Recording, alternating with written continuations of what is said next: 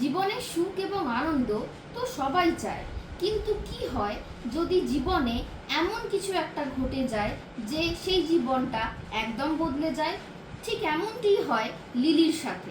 আমাদের level 5-এর second creation হলো lily ছবি, যেটি ডিরেক্ট করেছেন অপরূপ বর্মন এবং দেবাশিস দাস, আর লিখেছেন অঙ্কুর মাইতি।